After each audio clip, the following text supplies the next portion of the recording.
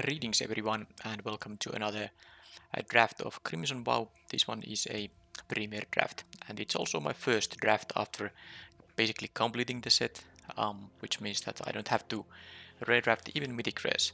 That said, I didn't get 3 of the mythic rares. I got enough wild cards of course to craft them if I really need to, but I don't think I'm gonna pick them very high even if I saw one of them. Well, actually, it's 2 different mythic rares. I'm missing 2 of the other and 1 of the other. Alright, here I could first pick Parasitic Grasp, Thalia, and Dormant Crow. And while I do think that Dormant Crow is really good, this is just a very high quality removal spell. Often it adds 2 mana, and the fact it gains life is definitely relevant. Yeah, I mean, this is Lightning Helix for black, and sometimes you have to just pay 3 mana for it. It's definitely great. So let's take that. And okay, nothing black, only 1 black card. Someone took the rare. Well, there are actually 2. Yeah, I just somehow didn't see the Catapult Fighter, which is a good candidate for picking, because if you wanna go go off with the fodder, it's better to pick it early so you can adjust your pick priorities to help transform this guy. This is a fairly weak pack actually. The other uncommons are like okay in the respective archetypes, but nothing like too amazing. And commons, I guess the Hook and Mariner, that's pretty easily the best common here. But I'll take the uncolor Catapult Fodder. It's nice to try to maybe draft around it a bit. I'm not gonna go too crazy with it because you do need, of course, creatures that have reasonable power in order to trade with other creatures in combat and just push some damage through. But should I keep myself at mono black currently? Because the Gluttonous Quest is, well, yes, it's good with the fodder, but it's just a good 3-drop regardless. I think I do want to keep myself mono black for now. There are some considerations. I could take the Heron of Hope, I could take the Spore Crawler, but I don't have any particular interest going to black green unless I get the black green uncommon for the toughness archetype. And Mark of Retribution is of course good in black red, so this could be a interesting pick here, which would be fantastic if I get red, but pretty useless of course. Well, I mean it's a red card in the first place, so it's gonna be useless if I don't get red. But I think it's worth picking the mono black card now. Kuribat, I have some synergy now with the Gluttonous Quest and the Parasitic Grasp, but it would also be my third 3-drop at pack 1 pick 4, and it's not really, I mean, like amazing 3-drop or anything. I don't think I'm going to pick that. The option here is more like a Fierce Retribution, Mischievous Catgeist, or even the Dawnhard Disciple if I want to have a green 2-drop for some reason. But the toughness deck works very well with the black and white, so I should take the white removal spell, which is totally a reasonable pick here. I'm just seeing here a bunch of blue cards, so blue might be open here. So the Catgeist could be picked based on that, but I think I will try to see if white is open. Well, and now I get kind of rewarded with nice 2-drop for white. The Innocent Traveler is okay, but I need 2-drops. The earlier in the draft you can secure your 2-drops, the more flexibility you have later in the draft. You don't have to kind of pick crappy 2-drops just for curve reasons. So this is a perfect spot to take the Rockskull Infantry because I took the Fierce Retribution, kind of, try to see if white is open, so this solidifies that plan. And now I see a Pilum Egg at pick number 6, which is crazy. Oof. There's also a Falcon Rot Celebrant, which is really good 5-drop. What am I supposed to do here? I have nothing with exploit here, so this could still, I mean, it's pack 1, pick 6. It's not too late to, try to get some synergy with this thing, or for this thing rather. But I really like the Celebrants, and Black Red is an amazingly good archetype. I think I like the Celebrants here like slightly more, but only slightly. Okay, I'm not. I hope I don't get any other eggs and then immediately would have gotten 2 options for an exploit creatures. Actually 3, but the blue ones are better. All right, well, blue is open, and like I saw already earlier in the pack, blue was open. I could have moved to blue, but I just hate passing this so late because I kind of want to consider it as a signal, but maybe other people don't respect it as much. Anyway, I think I'm gonna slightly force the archetype, and I'll take the Epicure for now. Hopefully red is open in pack 2, and that would be fine. Now this is actually a good example of how blue is not that great in this set. There are 5 blue cards in here, none of which are like amazing. The Syncopate and Cradle of Safety are like cards I don't mind main decking. The other 3 are cards I don't even usually want to main deck. I take the best card in the pack, which is the Flourishing Hunter. I mean, there's like a chance I still am going to be green. And now, okay, the red. I got a very nice red 2-drop here. It's definitely better than the Dissenter, at least in this deck. So let's take it. And get another Epicure. Now, I don't want to go too crazy with these things, but the Cruel Witness, I kind of... the blue ship did sail because I had the opportunity to move to blue. I didn't, so it kind of feels... I passed so much blue that maybe blue won't be that open in pack 2 even. So I'll take these, and this will be still playable if I get some blood token synergy, and Reckless Impulse is totally fine playable. So actually I got a reasonable amount of black and red cards here, and well, I don't know how many Epicures I'm gonna play, but I pick it there because there's not really much else to choose. Alright, so this seems like now it could... I have 2 white cards and only these. Oh, yeah, actually I maybe shouldn't maybe lose the white quite yet, because I could still move to white red even. Although what do I see here is a hero's downfall, so I'm a lot more unlikely to now ignore black, because I have now Parasitic Grasp and hero's downfall, 2 amazing removal spells. So let's just take that and see where the pack 2 takes us. Sundown Pass. Another 3-drop here. There's no really red here, but Diagraph Scavenger is not only a decent 4-drop. I don't have any 4-drops yet, as you can see. Nothing that costs more than 3. So for curve reasons, this is a fine pick, and also it does synergize with the Catapult fodder if I end up playing with the card. Now, black and red isn't that... I mean, red is not the greatest color to try to transform this, but there's still some options for red cards that can help me get there. And I can just ignore this card, I don't have to play it. But I take the Scavenger for now. Okay, well, red open. Oh, what? First I saw that ill-tempered loner, which can be described as a bum rare, especially during night it's just unfair, and in day it's a highly efficient card. And then there's like an amazing uncommon red removal, and then there's the Bloodtide Harvester, which is in my opinion the best of these signpost uncommons. Every color combination has one, and this is such an efficient card in all ways, and has the synergy with the blood tokens. But how can I not pick this? But I'm just passing these, which would be so amazing for my deck. Well, I hope this is a sign that I will get some similar strength packs later in this pack too. And no, it's not. Well, I'm still happy to take another 2-drop here, but I mean the quality drop in here between these cards and the 2 other amazing uncommons I passed, the quality drop is so amazing here. But I mean, I got a bum rare. I shouldn't really be too sad about that. It wasn't even a first pick. Someone actually passed that card to me. Now this is an interesting pack because it has multiple options. Now the Blood Fountain I'm going to just ignore. It's playable, but it's definitely not as good as the other options for black and red here. Undying Malice, also a card I usually like to play, but probably some of these others are better.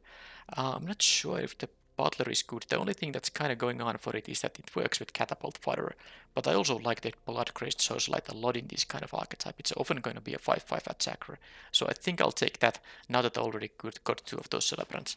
I like it very much indeed when you have access to multiple blood tokens. Alright, I think here it is gonna be the Blood Fountain. Now this is a premier draft, so there's no sideboarding of any kind. And 1 Blood Fountain is quite often a playable card, but it's also something you can easily cut from your deck.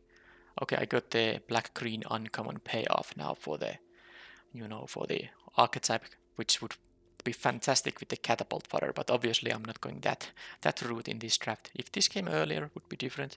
Anyway, Belligerent Quest is their most reasonable pick here, and it starts to seem like I won't be playing the Catapult fodder, which is totally fine. I take another Socialite. I think this is such a nice 4-drop for this archetype, and I have only 3 4-drops. I cannot play all of those. I don't like the End of Festivities in best of 1. It is something you could main deck, but it is such a blank against Satma archetypes like red and green, which doesn't really have 1 toughness creatures. Well, I'll take the knife, but I'm not sure if I'm gonna play it. Another impulse. I'm not a big fan of playing like so many of these impulses. I'll just take the uncommon for Vault. Yeah, I'm greedy like that. Well, that's I don't have anything that makes this bigger, but there's still one pack left, and I might actually need to 2-drop here anyway. Alright, Vampire Ski's not gonna play. I'm not gonna play any of these, so whatever. Wow, I get the Butler here. I'm definitely playing it now, and especially because I'm not gonna play 2 Blood Fountains here. Okay, what is the pack 3 going to give me? So, sadly, there was the amazing pack from which I took the Ill-Tempered Loner. Oh, by the way, I have 4 4-drops. I forgot to rare here. Anyway, 4 4-drop is still fine, especially. Wait a minute. Yeah, this the Celebrants. I was I was wondering that I did pick this. From where did at what point did I put it here? Well, I'm glad I had it in the deck, or what it was in the sideboard, but I had picked it. Well, what was I? Yeah, the previous pack was kind of annoying because, well, not annoying, but after the pack that had these and the 2 amazing uncommons, I didn't get anything near that quality passed to me. Um, Here I could take 1 Grizzly Ritual. I actually don't have removal in this deck, other than the 2 early picks. I don't have red removal or anything. I'll take the 1 6-drop removal here. It's something I can consider playing. Also something I can consider not playing, because when you have a lot of blood token generating, it's kind of annoying maybe to go to up to 6 lands, but shouldn't be that big of an issue. Pointed discussion, Wedding Invitation. This is the kind of deck where you could play Wedding Invitation. I have a 10 vampires. The life gain can be fun at times, and let me think. I'm thinking about the card draw spell, but I do have like 1 Reckless Impulse, which is a card draw spell too. I don't think I'm necessarily. I think I have so many playables. I just take the 20 gems here. I mean, it's so unlikely that I'm gonna play any of that, either of those options there. Okay, so here I could take the Flame Breather. I have so far 6 non-creatures. Probably won't be getting that many more of them. And if I'm not gonna play the Fodder, but I don't have actually that many 3-drops. I have only these 3 creatures here. Well, I don't like the Mind Leech Goal. It's actually not that bad with the Waldron Epicure, but I do like the other exploit creatures quite a bit more. I think I'll take the Epicure now. Sorry, no, not the Flame Breather, of course, meant to say. Alright, how many unhallowed phalanxes come here? I'm not gonna play the Lightning Wolf, it's actually not very good, and I have 4 4-drops already, so just not good for my curve either. There's nothing here for me. This would be the aim for the head would be a sideboard card in best of 3. I'll take 20 gems here. I mean, why not? Another catapult fodder. There's also a Sure Strike, which is fine. Okay, now very quickly, let's see. I have 1, 2, 3, 4, 5 cards with more toughness than power. This would be the 6th one. Do I want to go that route? I guess the Sure Strike isn't that exciting. Let's take this, and who knows, maybe I find another Flame Breather or something. I don't. Might least go. Let's pick it now. Wow. I mean, this would be good with the catapult fodders, but there's another Celebrants. I think it is just a better pick. I'll take the Celebrants. It's too good to pass up. Alright, I got the Surge Strike. So I think I'm not necessarily playing those catapult things here. Well, yeah, I have such a low amount of life gain. I guess I could have taken the vampire, the Wedding Invitation there. I did pick what a rare in that from that pack. I'm not sure I'm gonna play this, but let's pick it at least. Yeah, I've pointed discussion. I'm willing to play 1. This doesn't matter. And none of this matter. I don't think I'm getting anything useful anymore. But I have enough playables here. I think I have also some few easy cuts here. I'm not a fan of playing 3 of these Epicures. So I think I'm gonna cut at least some of that. Yep. Alright, so let's go to this mode here. 28. It's gonna be with the amount of blood tokens I have, well, blood token generating I have, I could play 18 lands. I don't think I'm going to have any trouble finding my spells in this deck. So anyway, the catapult fodder, I think I would like to have some more number of, maybe if I had a couple of these flame breathers or something like that. Maybe if the epicures were flame breathers, if each of them was a flame breather, I would be happy to play the fodders here, but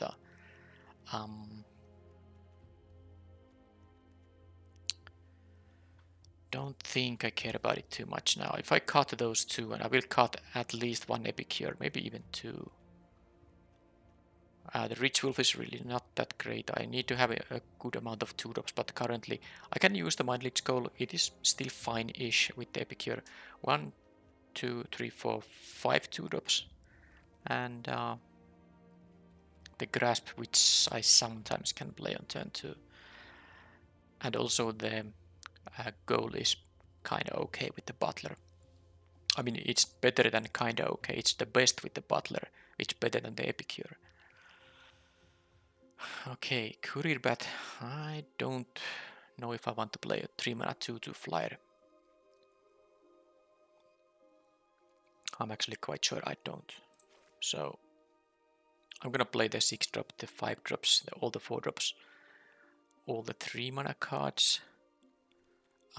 Reckless Impulse.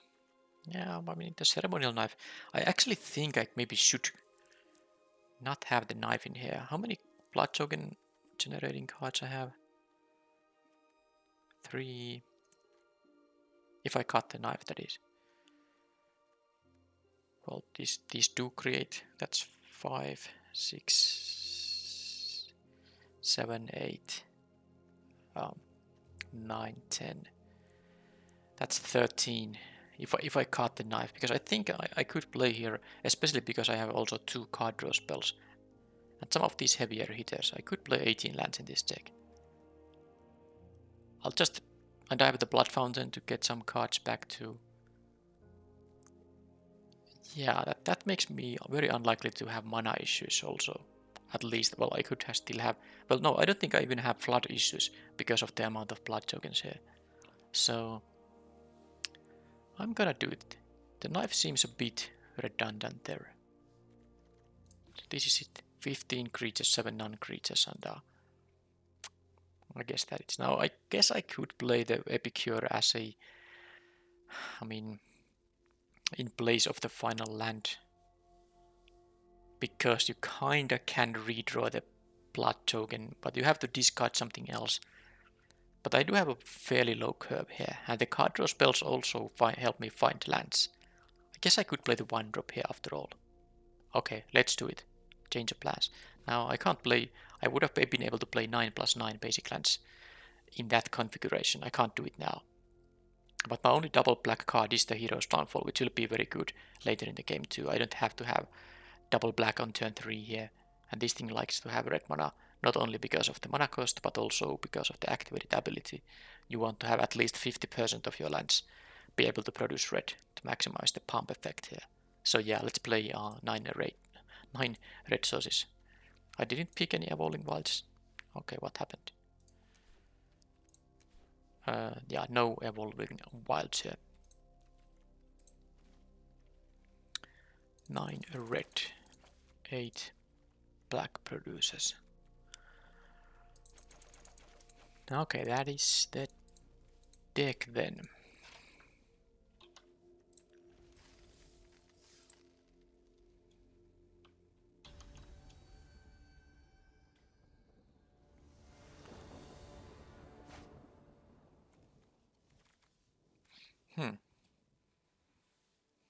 I might sacrifice the Epicure here. Basically, it trades for a card in opponent's hand. It's 1 for 1, and I get the blood token. It's not so great early in the game when opponent... Well, now maybe I don't have to sacrifice it right away because I have another 2-drop. Usually a discard, or well, this is not technically a discard effect, but still, same kind of hand disruption. They are of course better when the opponent has fewer cards in their hand because now they can find the most useless card. Alright, so they had all that stuff there. Can't attack, so I'll play this first striker. Another one of these Epicures. Okay, so they're gonna get some of these things back. Maybe the Catapult Fodder, which actually is gonna be quite good against me, but the Socialite at least can attack for 5 points a few times. So they're blue-black. They could exploit this right away with the Stitches. What is Assistant, or what's the name? Okay, they have a Cobalt Lancer, so they chose to exile the Ragged Recluse here. Well, I can't attack with this at all.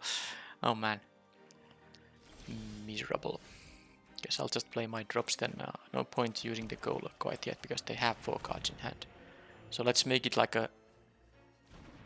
Well, it's a board style now, but I can attack with a 5-5 Socialite, so there is that going on. But I don't like that the opponent was able to match my defensive plays against my attackers. I couldn't even attack here. I guess if I was on the play, I could have attacked once with the Celebrant. And once with the Epicure too, but now I couldn't do that. Desperate Farmer. Alright, so they don't have too good of a 2-block on the Socialite yet, but it's not like I can attack with it yet. That is going to be good, but I'm going to save it for the Socialite. Maybe they make like a... Yeah, I can just... They will double block and I can use the Sure Strike maybe. Hopefully they do tap out though. They do seem to have a priority there. Okay, so that smells like an Undying Malice. What other black card could there be? It has to be an Undying Malice, and it's actually quite good.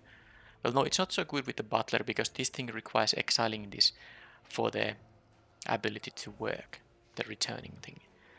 But it's still going to be annoying. Blood Servitor. Yeah, they are having...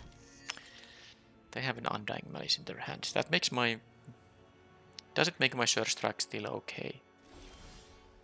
They have 3 cards, so it's not like my Mind Leech goal is going to get that. So I can make this into a 5-5, see how they block, and then use the Sure Strike, and they will get back something like a Desperate Farmer. I mean, there's not really much. What can I do here? Not to attack at all. Fine. Let's do it, but they... I mean, they have Blood Token, but they didn't have this on the previous turn, so that would of course explain why they have priority stops, but they didn't have this on the previous turn, and they had priorities whenever, you know, they had 1 black mana up only.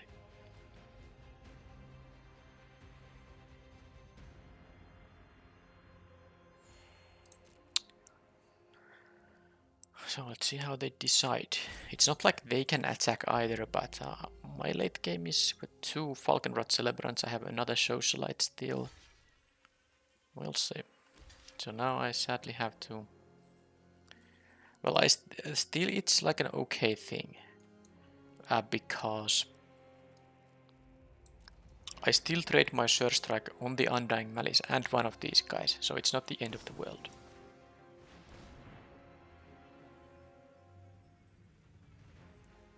And they will have like the Cobalt Lancer enter as a 4-4, or maybe they get the Blood Servitor back as a 3-3, which will create another blood token for them. And they can draw a card from the Cobalt Lancer, so the opponent has actually quite okay stuff going on. The goal at some point, I mean, I could play the goal now. They have 2 cards in their hand. I'm gonna play it now. I didn't have to actually show this. This has like a small chance to affect their choice to exile a card, but whatever. Let's do this. What are they going to exile? It was a Gift of Fangs, which is rather useless against me. But it's still, I mean, exiling any card from their hand is kinda okay because they do have blood tokens, so if they have some useless cards, they can just discard them, so just removing a card from their hand is still fine-ish. At least it's definitely better than having a 1-1 on the battlefield. Of course, now I have wasted 2 cards on these 1-1s. That did create blood tokens, but I need to find something now, something good. They can try to attack with the Harvester if they have like another Undying Malice, but I will of course block it with Gluttonous Quest and... okay, well that... I need removal for that. Because they can just start going off with that thing. I still have my Socialite of course, so... But they... sadly they have the Undead Butler, which if I can find them something... Okay, do they have a trick? Because I have a very decent block here. I can trade 1-4 here on the Harvester. Maybe they have another trick here of some kind. Okay, that was just a trade with that thing. They do get to trigger their blood token effects, but I have, what, 3 removal spells in the deck. I need to, I mean, if there's no better target, I need to find some of them. But the Butler is annoying too, it will get something back. I guess nothing too strong yet, but they could get the Catapult Fodder and actually transform it too. Okay, Blood Fountain is actually very decent fun. Now what they can do is that they can double block the Socialite with the 3/3s, but I'm very happy to trade with the Reveler here. I think they are going to just take 5 here, but I'm gonna attack. At least they can't just jump block with the Butler, so that's good for me.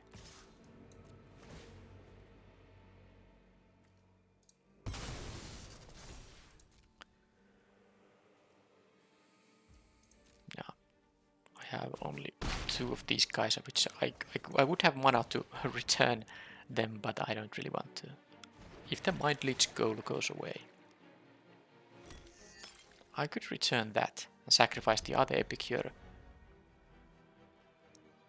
because they still have cards in their hand. Now they can't use this ability without 5 mana, which they don't have yet. Let's see what's their attack now. Nah, that's fine. So I guess I'm gonna lose the... I'm gonna block with the... I think I'm still going to block with the Epicure and Goal here instead of the Celebrant. Celebrant would give me another Blood Token, but I don't really need it right now. So I'm going to return, of course, the Mind Leech Goal. Okay, they have a Repose Cup to return a Grisly Ritual. Or the Undying Malice. They don't have mana for the ritual. But yeah, this is of course good synergy with the stuff right there. Actually, I didn't realize, but I actually can't even use the Blood Fountain quite yet.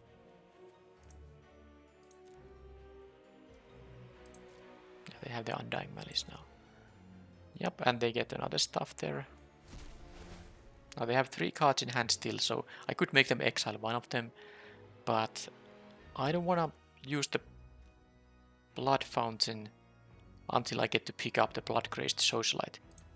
The other targets aren't even in that good there. But I think the opponent gets too much value out of their stuff there. I'm gonna have to discard this. I still have 2 other tokens to work with the Socialite. Okay, now that's very good if they choose to go for the double block, which I don't believe they do, but if they do, oh boy.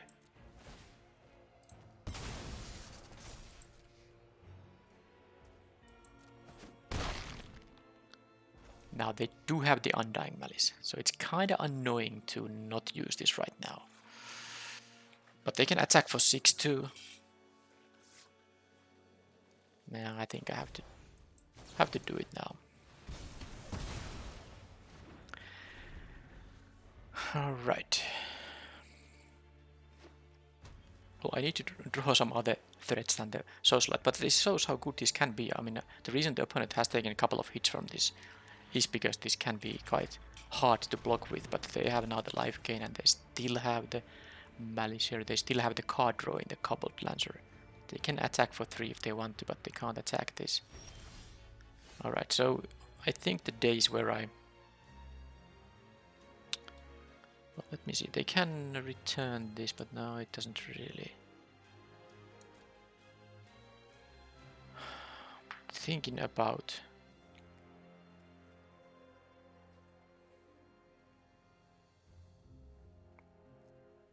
I mean, I can sacrifice my final Blood Token here to make them go to 7. I still have a block in on the Desperate Farmer. Now they're gonna use the Undying Malice to return it as a 3/3 at some point, but if I attack with just a Socialite, it only trades with one of these and they can use the... Yeah, I can't do that. The problem is that pushing through 5 damage might not be the best thing here. Might not be the best thing at all. But I still do it. Because I have the 2 power blocker on the farmer, I will do this. And of course, if they do choose to block now, I can use my Blood Fountain. It's not so bad. But I have a lot of work to do. I mean, I need to churn through their cards. They had a lot more card advantage in here than I. So what cards I'm gonna return? The Bloodcrazed Socialite and maybe even... I could see returning them. I could see returning the right away there. Mythics Call, get rid of their final card. Basically these 2-1 is gonna trade with the final card in their hand.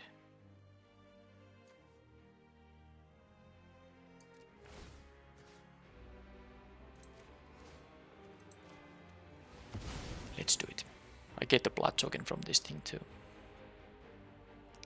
And I can still find a Grisly Ritual, so 6 lands on the battlefield is fine. Now they do get to connect with the 3 power. Sadly with the 3 power creature, but... Let's see what is the final card in their hand. It could be just a land, of course. But we will see it right now. It was a... Oh, look at that. It was a Courier Bat, and this having a lifelink would have actually allowed them to get another batch of great value. Okay, well that was good. Now they have this one blood token, they have this one draw effect here, and then I have finally made them use all their cards.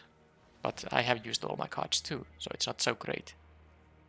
So they decide to discard a card before using the Foreman effect. Understandable, because now they can actually draw something that they can play. Okay, that was now the final thing, but of course they do have... Well, it seems like they have a land drop, they wouldn't have priority otherwise. Okay, so... Am I going to offer... I can block with the Socialite. Yeah, so... Let's keep attacking here. Now I know I could have left the Mind Leech Gold to double block, but that's also risky to double block if they have some interaction. So I'm gonna just trade here, because I'm actually going to want to discard my extra lands on these, use these blood tokens for that purpose anyway. I have 1 land in my graveyard, so I have 10 left in the deck. Another farmer. Well, they get to... Well, they go back to 20 life, so all the damage I dealt earlier is kind of in vain now, but... Well, I mean, it still counts, but they would be at 20 plus otherwise. But I can still find 2 of my removal spells, don't I? I have a Hero's Downfall and a Grisly Ritual. Get rid of these lands. I have also 2 Falconrod Celebrants, which create me more blood, so even if I... And there it is. Actually, I even have a good double block on these. Now it will be risky, like I said, if they have a trick, but I just have to make them use their tricks. They can't even kill both of these if they have nothing, so I don't think they're gonna attack if they have nothing. Scavenger is not relevant. I used already my Blood Fountain, so they get to drain, but that's about it. That's about it, but this is going to be a long game. I need some kind of removal. How many lands the opponent has discarded? Only 1, so they are also... That's a good one. Not even sure if I want to... I think I want to play the Socialite first, because I want to actually trade with the Death Toucher. They double block. No, do I? Well, I mean, anyway, whichever trade is going to happen, I'm going to want to use this first, because I will use most of my blood tokens to redraw lands. 3 lands here, 7, yeah. Okay, they can do that. This is fine. I don't want to double block because I would lose both of these. Okay, no anything annoying yet. That's actually good, but let's see if they have a counter spell. They didn't have it earlier. No. So now I'm in a very good shape. I think I will have gas for the rest of the game.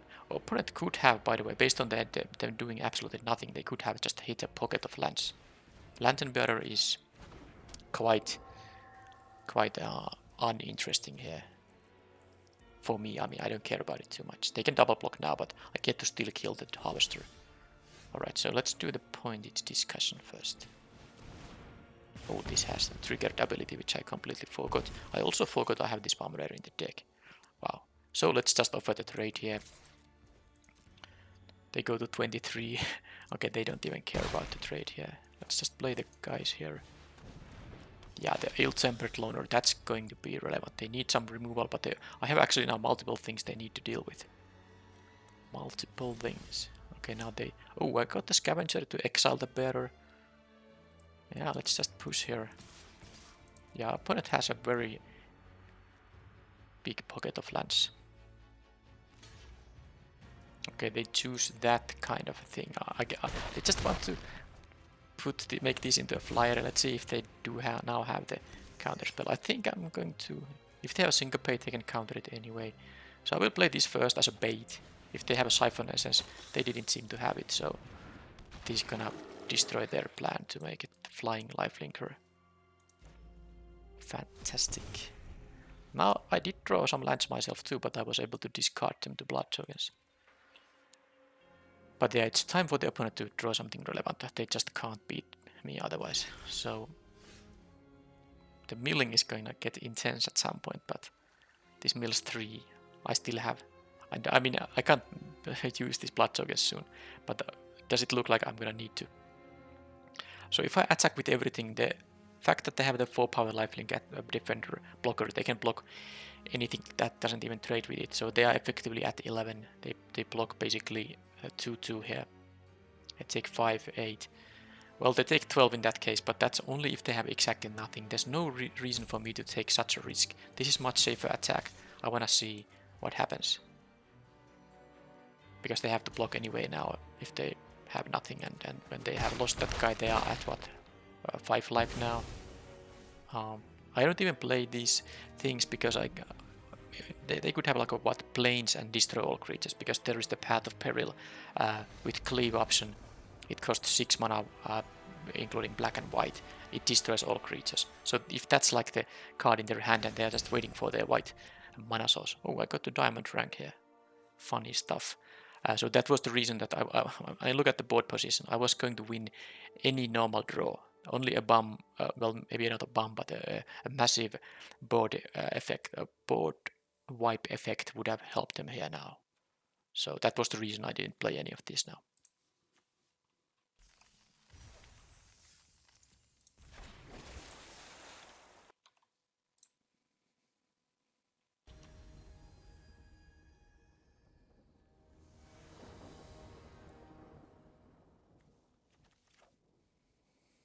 Okay, I'm on the draw.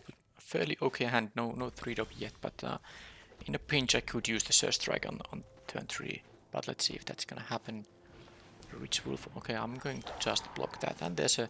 Now that I'm on the draw, but I did play a 2-drop, so that means I can use the Pointed Discussion on turn 3 without discarding the hand size. So I'm going to just block. This might get a trample and +1 power, but still. Yep. Let's trade here. Maybe they have a trick. And they do have a massive might, so I'm taking 4 damage still over, but now that makes my Pointed Discussion a lot worse. Because, but I mean, I have no other option. I have to play it at some point, otherwise it's a complete blank. But that the fact they had both, well, I suppose the trick also gave trample, but the fact that okay, I mean, this was just perfect opening for the opponent because they were on the play here. This is just what happens in best of 1 when you get this kind of opening. Now this grasp will be good, but it is going to be a 3 mana spell against the Rich Wolf. But what is good also the ill-tempered is the ill-tempered loader. I have ways to stabilize, especially with the life gain effect here. So this, of course, when this gets dealt damage, it deals that much to any target. So I can just block the Rich Wolf and then eat one of these. Now they will win if they have another removal spell. But if they don't, sorry, removal spell or a pump spell also works. But if they don't, and I guess yeah, pump spell works. Yeah, if any kind of pump spell. Because I'm gonna go now to 1 if they attack with everything. They can force me to. But this was a quick game, but that was because of the combination of cards they had on the play. Actually, this is gonna work now. I'm gonna take 5. I guess I could have killed the wolf here. Then I would have taken only 4. But at least this forces them to use mana on the activation here. Alright, so can I wish I had a 3 mana play here, because I don't. Sadly, the thing is that No, wait a minute. Hero's Downfall. Yeah, this has work. I can kill them both because I have a 3-mana play. It's not a great one because I don't want to use the Hero's Downfall on something like a Snarling Wolf. So I have the option to just go back to 1 again. I can't play. Yeah, the perfect spot would be to have a 3-mana creature here. Well, I don't have it, so I don't worry about it. I can still survive here. I mean, I have to kill. I don't want to go. I will go back to 4, and if I don't kill the wolf with the Hero's Downfall, it's gonna be so miserable, right? And I have to kill them both. It is night now. That might be bad. Okay. Well, let's see. They're of course not gonna do anything, but I'm gonna force them to use the because this is only a 2-mana spell against. So this guy. Let's see if they have more pump spells, but because if they do, it's, well, that result at least. So now they're gonna do that, and I have the option to, you know, I have the option to kill it. That's literally what I'm gonna do here. If they don't have any big threats, I can win with the Socialite and Sure Strike. Okay. I will want to have the Sure Strike up, so I'm going to play a land. I have still 2 extra lands in my hand, which I can use for the blood tokens. So I have stabilized, but the opponent can have a 6/6. They can also have a Ballista Watcher, and I have used 2 of my 3 removal spells. So I'm basically dead, because this makes this unable, unless I double spell, I guess. Well, let's do one thing at a time here, because this can, when it's night, it can just simply make me unable to block. Okay, that's... Well, I can still find a Grisly Ritual and have mana to cast it if the next draw will be that particular card. Otherwise I have to play like Sure Strike just to make it into a day, which is horrible. Okay, that works too. They don't have a card in hand, but what I can do here is I can do this. Now this is only a short-term thing, of course. I would also want to start attacking here to push through here, but I can't do that. Because they can just ping, they can basically kill the Epicure. Because this still has, you know, an ability on day. And they can just pass the turn, it becomes night again, so I really need my Grisly Ritual. That is the only way I can deal with this situation. I have 21 cards and 1 out in there. I think I don't have anything else. That's also really good. Yeah, well, this game was just the opponent having a massive advantage. But let's see, I can find a way to bring my rare back. This would be a very much of a great game if I won it. I mean, it's still a great game for the opponent, but if I somehow was able to win here. Okay, they didn't make it into a night, so I'm still in the clear for now. I can play this, it won't become night, and this time I'm not playing I'm not gonna leave the Sure Strike up. That's kind of unnecessary anyway, plus I do want to get some, you know, actual. I need the Grisly Ritual basically, and then I need to somehow deal with the pop too. I guess I can jump block it for a bit, but opponent is at 19, so it's not going to be very easy. Now they can just force it into a night, and let's see what I can do. Grisly Ritual, please. Blood tokens are doing some serious work in here. Okay, some life here. Alright, so I will lose now because they can make 2 of my guys unable to block. But maybe that is the opening. Yeah, because they can't win me with the pings because I can gain life now. It was very important to get the Gluttonous quest here. I think I should do it like right away. But maybe not. I'm still gonna use... So they can make 2 of my guys unable to block. Oh, but that is... Okay. They make the 3/3 and the 4/4 unable to block. This will be a 4/4. This will be a 2/4. This is a 5/5. So I have to put the Mind Lich Skull on the Ballista Wielder. Use the Sure Strike to kill it. I will jump block the Paxang Pop, sadly, with the Gluttonous quest. That's just what I have to do. And then I will take 2 here, and I have gone to 3 life from the discarding. I mean, using one of the blood tokens. Otherwise, I could just play the Sure Strike to make it into a day, but I don't think that's worth it. So this is a game plan. And this of course requires, well, it does use up all their mana, so if they have a spell, that's still not gonna work. But I think they should go for it. So this is a way to kill the Ballista Wielder actually. So that is unable to block and the Socialite is going to be unable to block. And then the goal, first striking goal kills the Wielder. I will jump, block the 4-4 and go to... Oh, this is so funny. I mean, I hope they don't have a massive might because I want to see if I actually can pull off the victory here. So no reason to do anything right now. Let's just go to blocks here like this. And like this. If I find a Grizzly Ritual here now, and if they have no way to deal 1 damage to me in the game because I lose my quest, I guess I can get it back. I have a graveyard, you know, animation spells. So this will leave me to 1 and I get rid of the big threat. I still have the other threat to deal with, but I have a Reckless.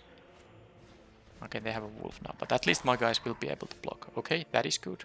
I can get back the Ill-Tempered Loner, for instance. So maybe I should still play the Impulse, right? Yep. I'm gonna get decked here. Okay, this can't be discarded to a Blood Token, so let's just play everything. I'm still playing this milling card here, why not? Why not? So that's gonna be land. Sadly 2 relevant things, but what can you do? Okay, so I can have the option to attack with a 3-3, I think. Paksang Pop will be a 5-5. I mean, I could attack with... I mean, I could actually attack for... These are many... For 9 damage and then just jump block all this stuff. Yeah, sadly it would be jump blocks for everything. I can't... This is a 2-4 when it attacks, so I would lose this. But the Butler means I'm going to get back the Ill-Tempered Loner, which is going to be good, especially if it's... No, I played multiple spells, it won't be a day now. I mean, it will be day. But if they don't draw a spell, it will become night back on my turn. So, I could attack for 9 if I want to.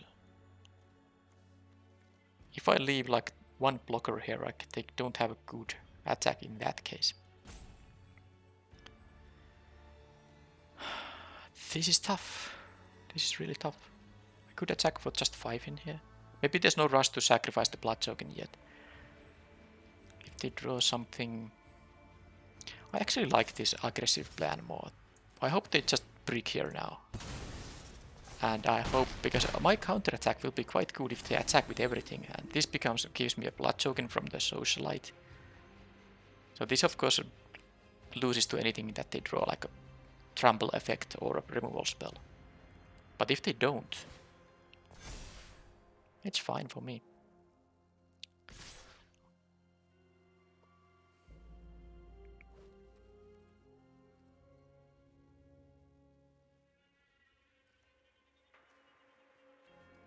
So let's make them... It doesn't actually matter really. How do I do it? Now, massive might or not. So now I have to decide, because I have a Blood Token. There's actually a reason for me to take... I will exile it. There's a reason for me to take a Voldron Epicure, if I have one.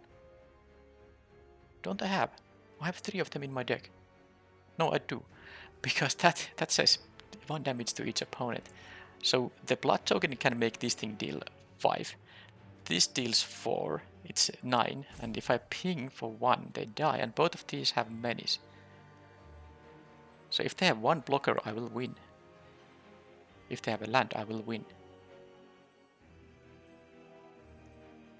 If they have removal spell, they would have used it. They can like get rid of these somehow to gain life, but I don't think that's gonna happen. So they need like a... There are some cards that can give two blockers, but I think I'm gonna go for this. This is going to be a more sure victory. Alright, let's see what they have. Oh man, what a start from the opponent, and I was able to manage there, and it was such an... I mean, I was at 1. The sure strike there, able to kill this thing, that was... Okay, sometimes the gamings can be quite sweet. And it's, I mean, it's sweet because I won. If I would have lost, it would have been like fun, but not as sweet. I am a kind of a competitive-minded player and care about winning a lot.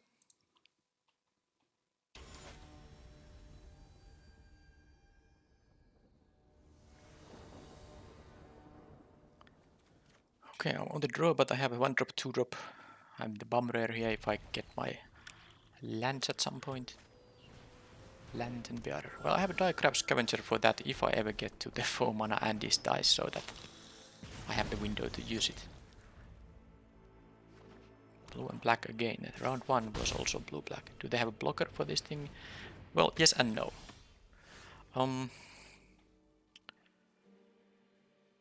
Blue-black has exploit, so I'm willing to make them, make this trade. Because if they have an exploit card, they would rather... Of course, if they don't have, they are happy to make this trade, but it's not like the 1-1 is gonna do a whole lot. And now against a 2-2, I should play the 1-3 here and hope to draw just, back-to-back lands, at least 2 of them. Otherwise, things can get a bit dicey if they have some... Oh, well, Hero's Downfall has a way to deal with that, sadly. That's... The zombies fly, so that's the reason this couldn't be blocked there. I'm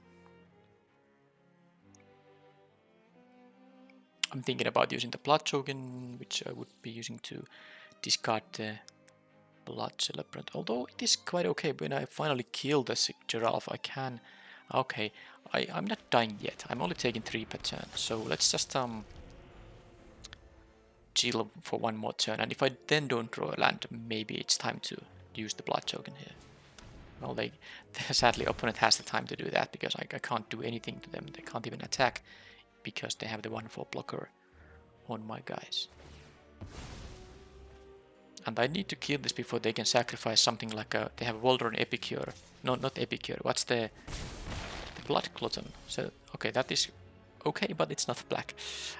Anyway, the 1-4 black card, they can make it into a 4-4 because this cares about the toughness. Okay.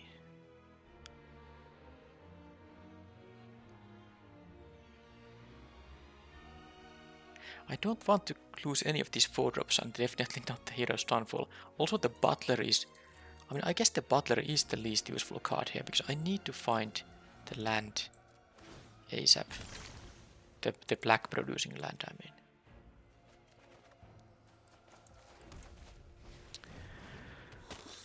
Okay.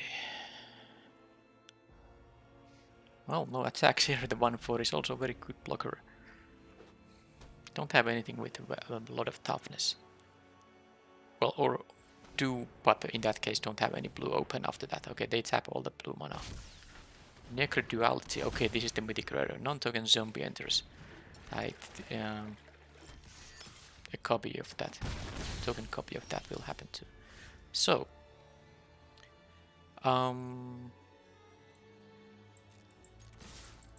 let's attack at 5 for at least 5 damage. I just can't do anything else here, as you can see. It's going to be tough here because I'm gonna go now to 7. I think they might want to leave the giraffe up to use the ability if they need to. But of course this game is just, me not able to play my spells here. The opponent is discarding lands to Blood Token, so maybe they are really flooding out and I can still do something. Okay, another land goes away. I hope they don't have any zombies entering battlefield because they get 2 of them now. And that would be nasty. So down to 7 I go, but that is still doable unless they have another flyer here, which they do, and all the zombies will fly too. Okay.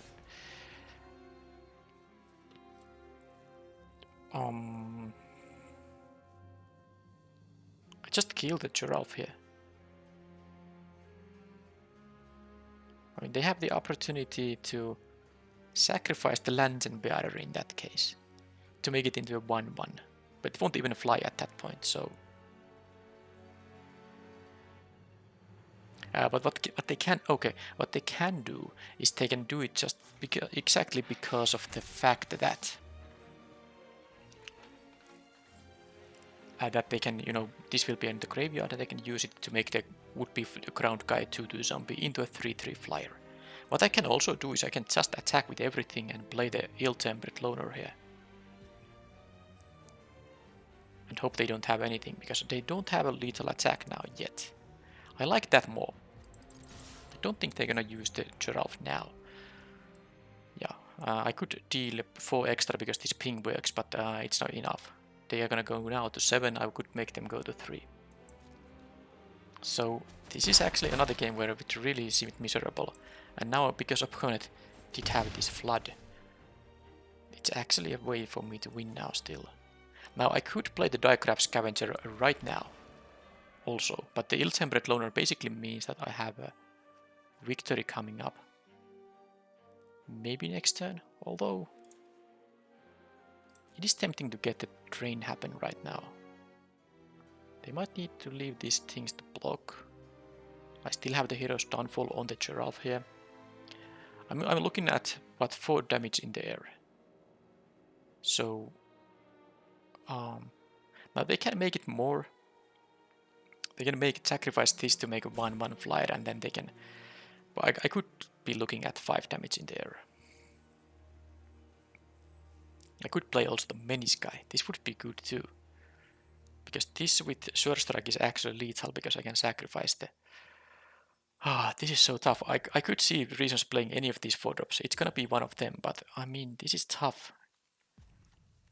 This has the good triggered ability. Oh man, this is really tough. I have 1 timeout here. I need to make my... I mean, it's also possible to have a counterspell as the last card. Okay, I made up my mind. I will play the Diecraft Scavenger. Maybe if they have a counterspell. Maybe the Socialite was that in that case, because I would want to have the 2. Well, I don't have mana to both play the Sure Strike and this thing, so if they... Yeah, so... Okay, they... Why would they ever do that? What happens? Why do they respond with... Someone explain me. I'm gonna use this opportunity, but why would the opponent do that? In response to the ability here. That's insane. Am I gonna win another game which seemed so bad here? And that was opponent really not playing, timing their activated abilities so wrong here. They have to be on the defensive now. I have represented Sure Strike all the time, so they have to respect that now. Of course, with these things, I'm going to face a loss here. They got 2 of these now. The Necro Duality finally did something. But now, even with the land, I can play both Sure Strike and... So my 2 power creatures are lethal. But sadly, they do have 2 of these blockers that are 3/3s here. Guess it doesn't matter. Now what I also... Oh, I have actually 2 pings from the Keswick Flame Breather. It doesn't matter though. No, or does it? Wait a minute, I have... Now, let's be real here. They don't have even blue mana up here. So this is lethal now, suddenly, because they have only 3 blockers to my 4 attackers. With Sure Strike, my unblocked attacker will be lethal, even if it's the Flame Breather because of all these pings. Are you saying to me that this is actually gonna work? Doesn't matter even who I kill here. I mean, it literally doesn't. Let's do this anyway, it's an annoying one. Hope I don't miss any kind of trigger here, but now I will attack with these guys, and Sure Strike is lethal. 1 black mana isn't gonna work.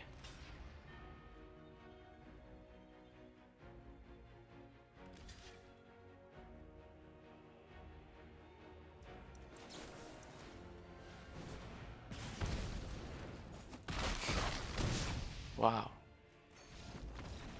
I mean, but now my saving grace was here that opponent clearly hit a pocket of lands on a crucial turn when they could have taken the complete advantage. Well, some of these lands are from the Scattered Thoughts, well, exactly 2 of them, but these 2 were the 2 blood tokens they had available. They used 1 turn to discard them to draw cards. But then again, I missed my land drops here multiple times. I didn't get the second black. So, I mean, we both had some kind of mana issues. But this was another very, very close game, which I was able to somehow manage to a victory. I guess it's a high quality YouTube content because these are not like your average games.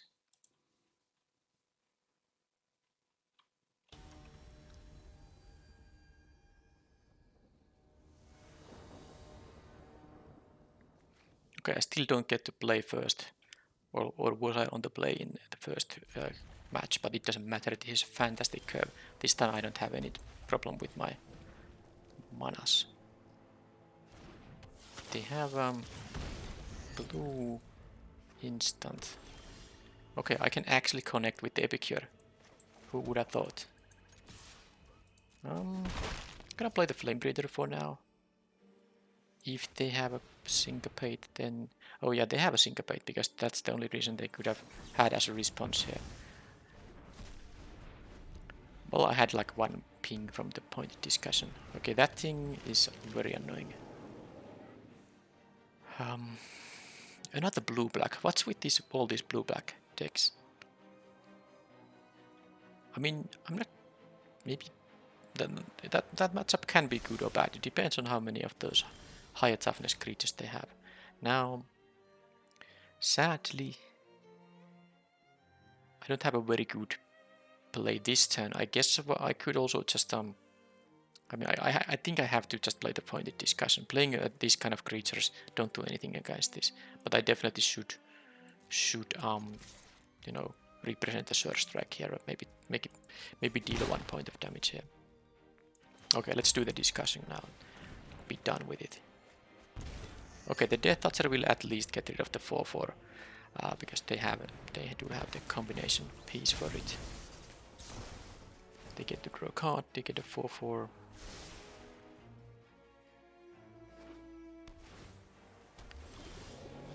There's no creature actually for me to exile, so maybe I don't even play the...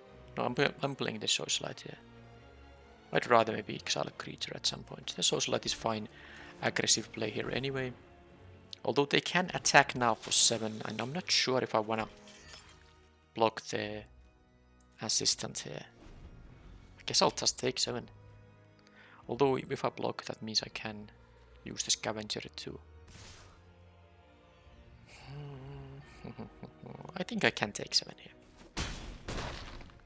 Could be risky, but I really don't wanna trade my 4-drop on this thing. Chill on there, okay. They did it main phase, so they did want to draw something specific, because now this will untap on my next draw step.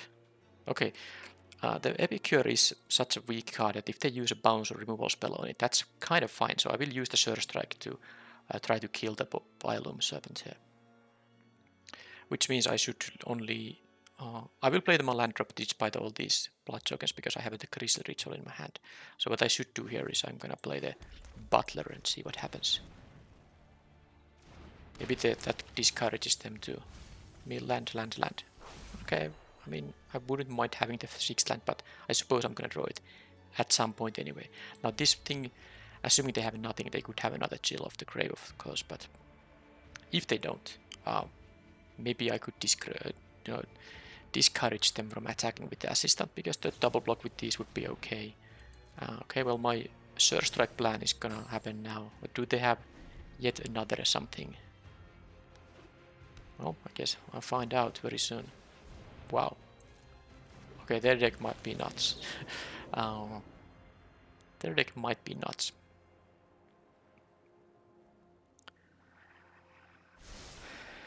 And okay, there's great. Okay, yeah, the dead deck is definitely nuts. I guess my Surge Strike plan is going to work now, but they still have one of these 4/4s. But I have a Death Toucher.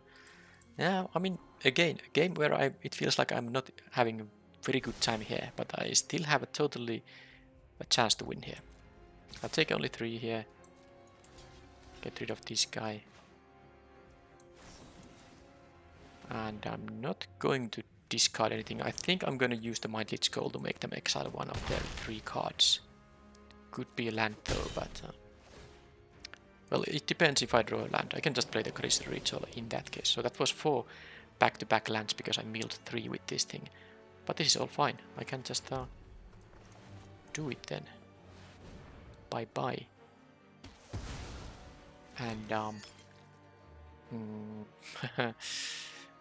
yeah, I think it's time to start trading.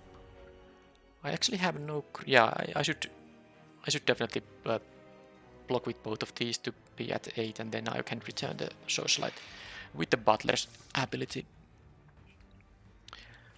So they are at 4 cards in hand. Let's try to see if they have a land in hand based on how they play their spells this turn and if they have a priority.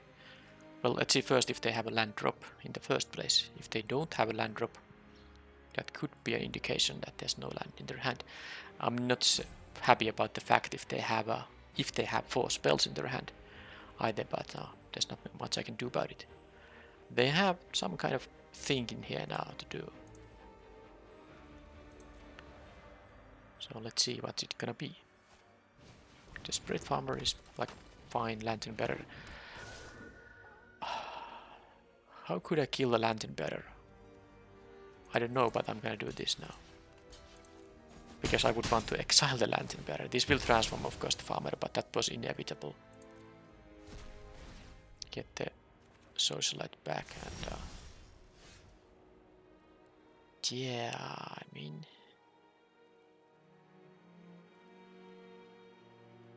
can they have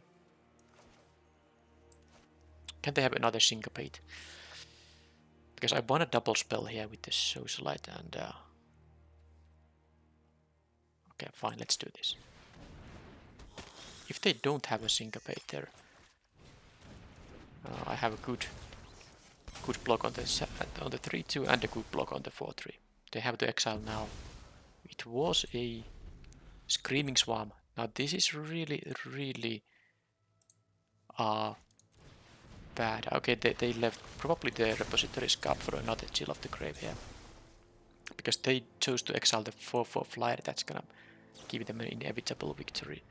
But now they choose to do this. I mean, I have to just find a removal here somehow. For the flyer, I mean the pinging flyer will be enough to win also. I'll just have to hope they don't have. Yeah, I mean, I still have to try to kill this and exile it in the same turn. It's possible if I don't know if it's possible. But I will see if I find something good now. I can't, yeah. So now if they have yet another interaction spell on the Celebrants, I will lose. But it's time for me to lose one of these games. I have won, two very tight games, and now it's another one which I don't actually mind if I lose. They did get double X with value from the Stitched Assistant, so they had very good stuff going on in here. I have no way to block the flyer. I have 2 removal spells. Both of them are double black though. They have a Witness the Future, so they're gonna find another. Well, let's see what they find. So they took at least them Seal of the Graves, but were they the only cards they chose? Undying Malice, no Undying Malice, okay. That's 2 cards in their hand. Are they gonna be nasty? Well, it's time for me to. Do you think I have some blood tokens for the Socialite to eat? I think I have. So,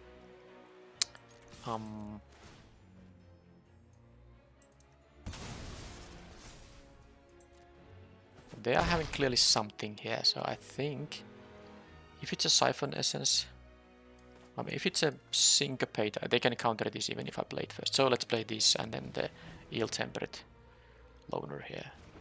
Yeah, it feels like they have a Siphon Essence there. Oh, they had a Scattered Thoughts. Not a good one for me either. If they have another Lantern Thought, okay, Lantern Bearer, I mean. Well, they didn't. So now, okay, that was it. I mean, it was time to lose now, especially when they get to resolve the Scattered Thoughts there. It was. I mean, they would get 2 best cards in their top 4 cards. It's not that unlikely for them to have some kind of victory, because this card was of course not the only one. It could have been also the Blue Aura, for instance, that has flash and gives +1/+1 and hexproof for the turn. It would have been enough to win here too.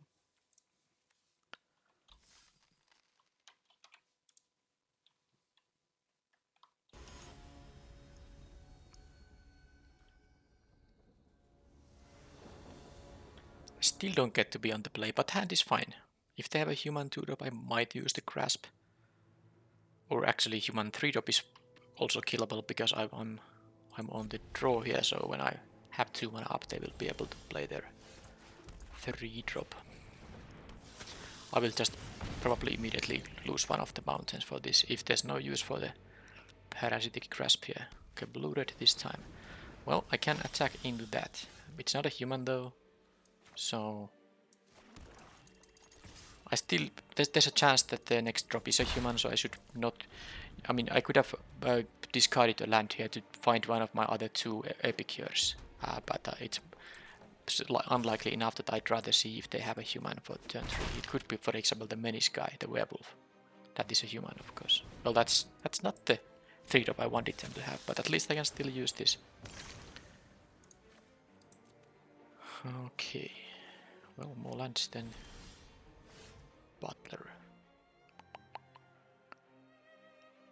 I think I'd just rather don't give them any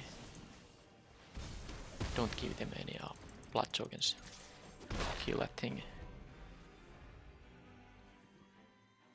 Because the quest is not great blocker for the other quest. The other player gets more value from that, and of course it can't block the first trigger either. Ancestral Anger, okay, that's cantripping for 1 mana. Okay, they have a 2 mana play available at most. I can play my own quest then and maybe start. Well, let's see, they do have a 2 mana play there clearly.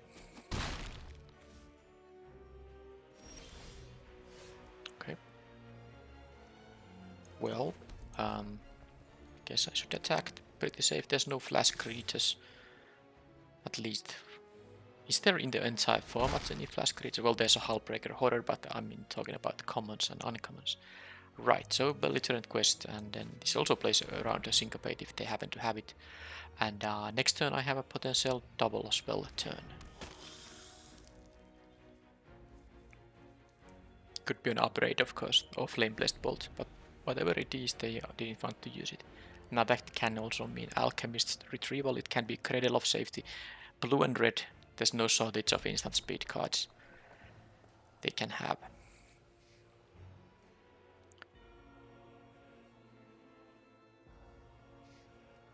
Okay, they have 4 cards left. So do I, but sadly 2 of these are lands. Okay, that's very good with the Ancestral Angress. Do they have more of those? Hopefully not. Okay, that is not really...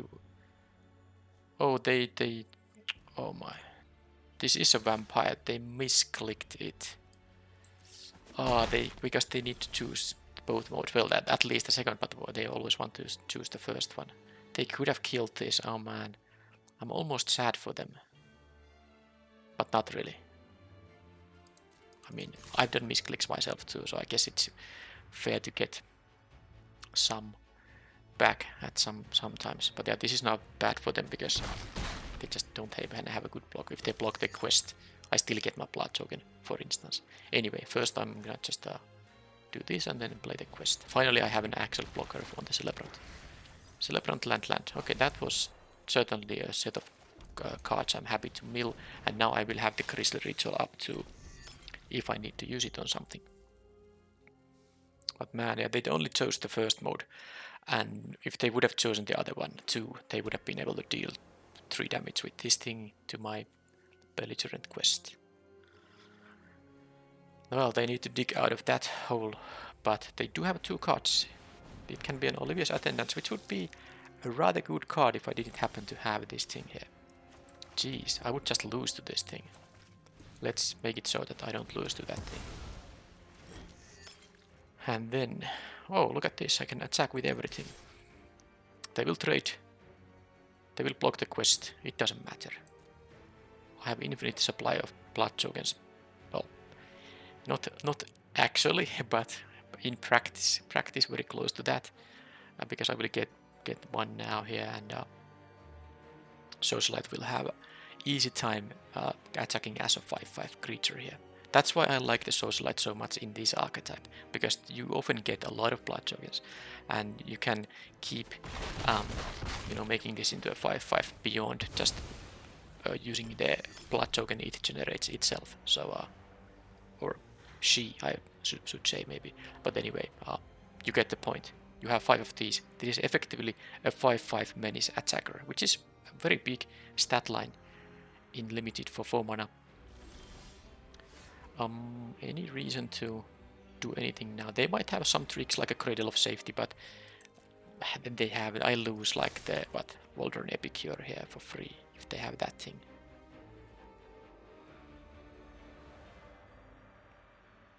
Sure, Strike is a possibility, of course, but they don't even want to block that thing. I can get some value out of that, but I guess they just don't care about it. So that's a Cradle of Safety, like I said.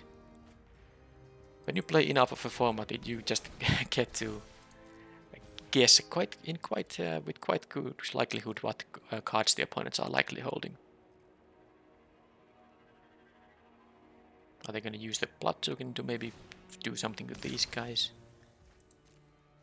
Get rid of the mountain, because might as well do it in combat if that's what they're going to do end of turn anyway, unless they want to have like a syncopate up for maximum mana. So I will return. There's at least one creature there, so I will use this ability. And well, the quest is the better one, I guess. Well, there's some. Okay, well, that's not exactly true, because I could double spell this turn if I take a 2 mana spell instead. And they have a 3/2 blocker now, but the 3/3, this thing is better. But if I want to pressure them, I might want to double spell, so I'm gonna actually choose the Celebrant after all. And now if they have a Syncopate, they can't Syncopate this, they would need to have a Siphon Essence for this. If they have a Siphon Essence, I should first play these to kind of offer this as a bait. So which one is more likely? I don't know. Syncopate, Siphon Essence. How likely is it that they're gonna counter this? I'm gonna play around a Siphon Essence. I mean, this is kind of playing around it if they use it. And now let's see them syncopate this thing. Okay, nothing like that happened, so I was worrying nothing. But they had priority there. They still have stuff in their hand they can use, unless they use a full control. Apparently they just didn't have anything, because even just a bounce spell would buy them some time, bouncing the 5/5 menace guy. They had 3 cards in hand. Of course, this is lethal alone against 1 blocker. They can't even profitably block the Celebrant here, so I can see if they... Well, anyway, I don't have to guess now what's worse in their hand. The game is over.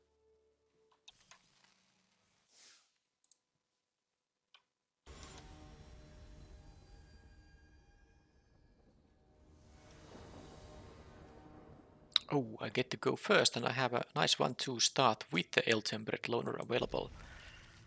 I guess this deck has a pretty decent mana curve. And of course in best of 1 you get better starting hands than in best of 3. Oh, that's... Oh, don't do that, opponent. Because they will have time to activate the ability just before I get to play the Ill-Tempered Loner. But it's a discard, not an exile. Okay, yeah, so that means I will get to use the Butler in that case. I should definitely attack here, because they're not gonna attack with their defender, they cannot. So I can have a Surge Strike here, so they can just take the bait.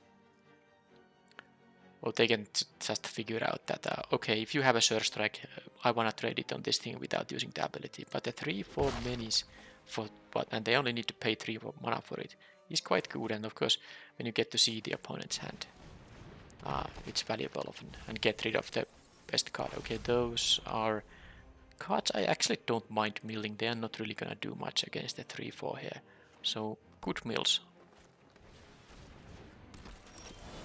So now the bluff attack is a little bit different, and it's very weird too,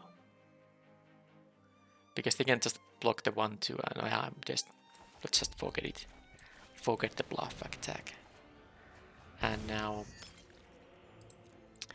I'll lose my excellent 4-drop here. Oh, yeah, but yeah, they do. Even if they miss a land drop, they have 3 mana thanks to the taxidermist. It's possible they will choose to play a 4-drop now, but I wish that happened. And they're gonna activate. They're gonna have a 3-4 minis, and they can even start attacking. Except that they had a 4-drop there, and now I'm super happy. Well, they get the Celebrant still, but I mean, I got this thing.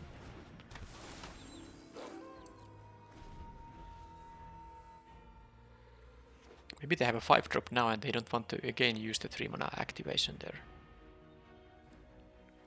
I would be very happy to get the Celebrants on the battlefield. Now this is not... well, wait a minute, this is... when this yet gets dealt damage, yeah, it's not that good against the Scavenger, although I'm very surprised they choose to attack with the Scavenger, because I can trade with the Taxidermist here. But I'm just taking 2 here. Why would I care about taking 2 here? I can attack with this, and this has a pump. Oh, now I see. But that also means I have... I can play the Celebrant here. I can also have that thing. So now... but I have 5 mana, so if I play Surge Strike, I can't cast anything else. That's not great. So I don't think I wanna do the attacks now. Unless I really want to trade the Loner on the 2-3 and the Taxidermist. Which isn't that bad, actually. These Death Touchers are annoying regardless. I get rid of the mana producer they have. Yeah, alright, let's do it. I mean, they can't block with the curtains because this can just pump its power. And I could also think about making it into a knight, and then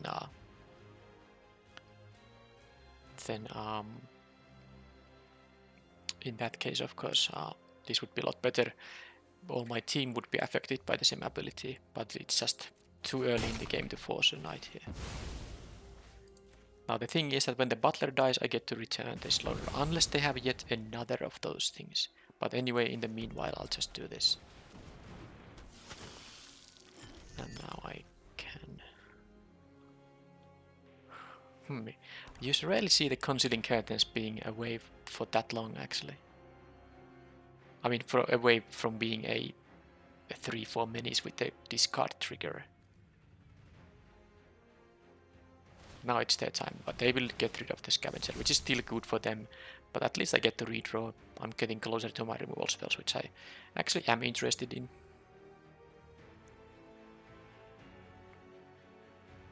Oh, they chose to get rid of the Surge Strike. I guess it's rather annoying for them.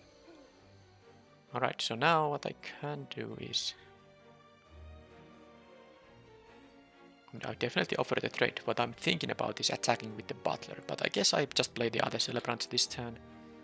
I could also discard one of the mountains, because I will have 5 mana here available regardless. I'll just want to see what I draw. Maybe it's a removal spell. It's not, but... okay. So this is actually fine.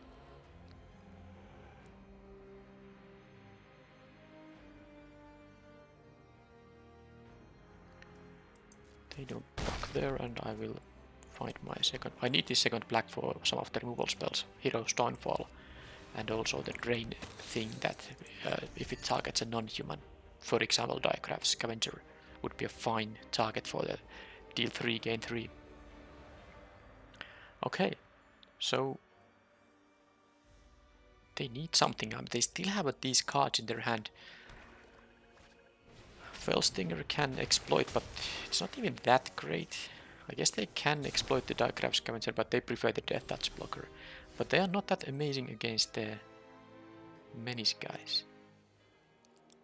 Well, maybe they are, but I'm willing to trade with any of that. But again, because I can't double spell these things, I should just redraw a bit here.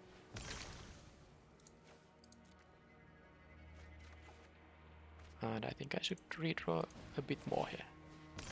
I would still love to find some of my removal spells. Now, this means that if they double block with the Revealing Eye and some Death Toucher, then I will be in a very good shape. But if they double block with both Death Touchers, of course, the Hero's Downfall don't do anything because the Death Touch damage will be lethal in the end. Yeah, I think I'm just doing it like this. Actually, I will deal 4 here anyway. They can't block both of them because of the menace. So if they do that, am I gonna lose to make the Stinger go away or the Scavenger go away? I guess the Scavenger is like slightly more annoying.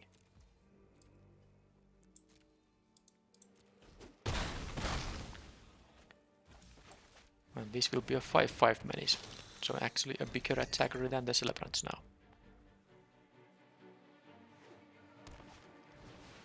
Okay, that's a good target for the Flourishing Hunter.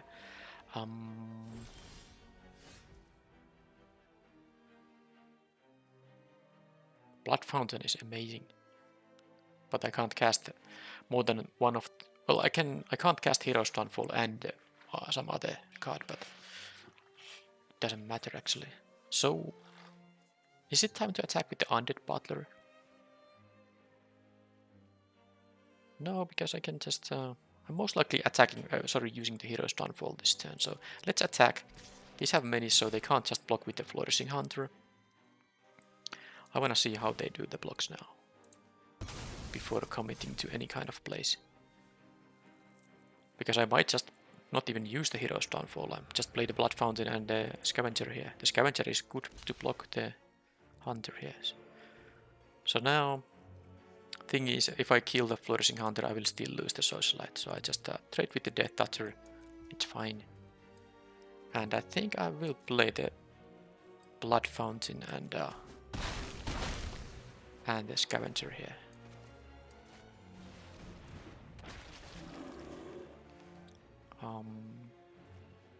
Fellstinger.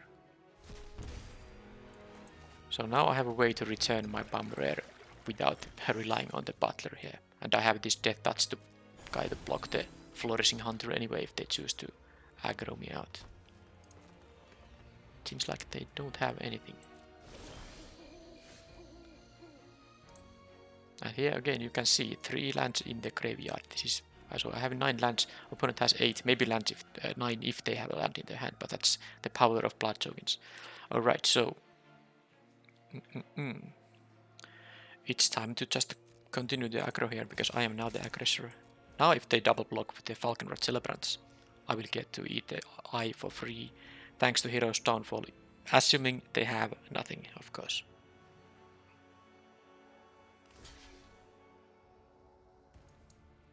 The order doesn't matter there, but let's do it that way anyway because I'm not gonna be able to kill the Hunter with damage. Okay, so they had nothing, and most likely that's a win for me now.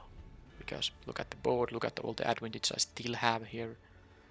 Yeah, that is not gonna work.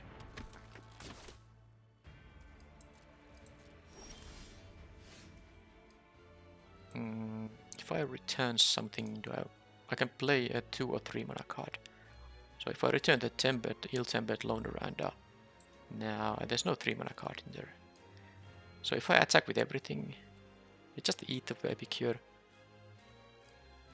I guess I can attack with the 1-2 though, because that's a free attack. Next turn I can attack with Moro guys. But I think this should be a game over unless they have something very insane. So I might want to play. Well, let's use this first anyway. I'll take the loner and maybe just. I mean, the Socialite will be bigger attacker, so let's take that.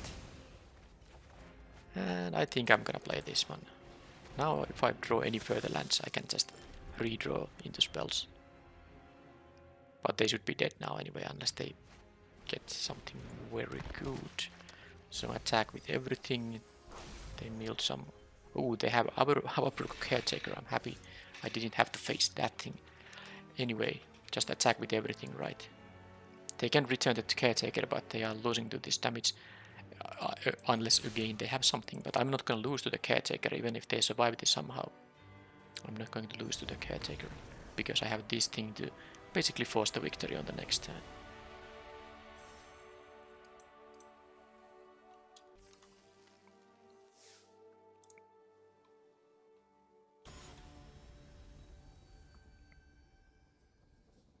The matchmaking took like a minute and almost 30 seconds.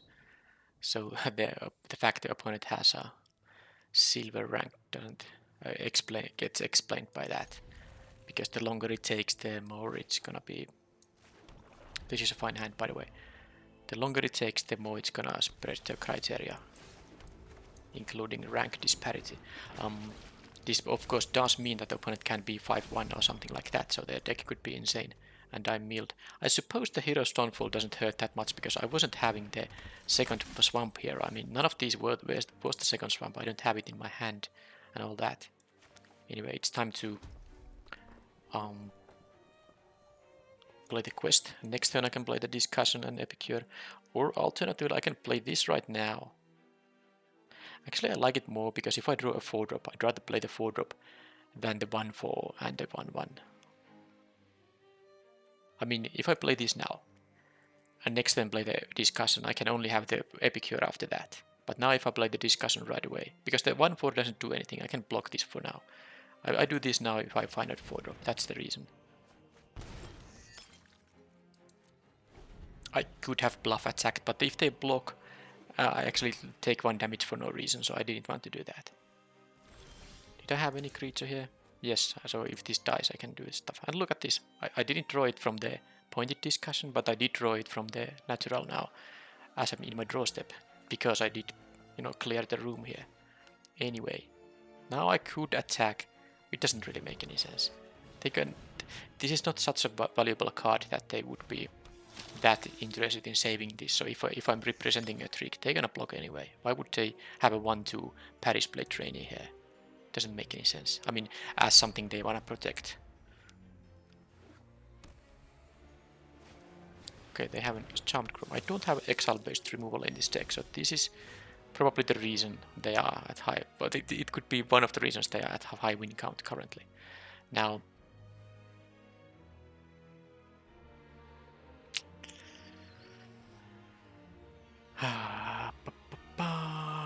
it's gonna be hard because you usually need a flyer to beat through this thing, because even if you kill it, it's gonna start pumping 1/1s that get lifelink even. So they have a good amount of jump blockers until this comes back, and also gives the anthem effect for the lifelinkers here. So even though I could attack with this thing now, and yeah, I think I need my own Bomb Rare. And I think in the meanwhile I should just add to the board. I will try to create a board presence that I can have like multiple Menace guys, and then when I have the window to attack, when this has died, I can try to kill them before they get this thing back. But it's gonna be now. I mean, this one rare definitely just changed the entire dynamics of the game here. They don't do anything well. Do they have a mass removal? They could have a Path to Peril or whatever it's called. I'm gonna play these, and I'm gonna play the Gluttonous Quest here. How about the 1/1? Because at some point I can just attack with everything and not even care if the Edgar... I mean, I can make it so that the Edgar doesn't even die. Yeah. I mean, this could mean they have, of course... another thing is not only the path. What is the cleave mass removal? They could have a by invitation only. Land drop, kill everything. This goes to it goes to exile, and it starts doing its thing. Okay, now I don't understand what is going on. First of all, I'm gonna just draw here. Maybe not with. I maybe should have used a swamp for that, but whatever. Yes, I get the life, but the opponent has done nothing. I guess they have stuff like Fierce Retribution in there. Well, I'm gonna dig into some kind of answers.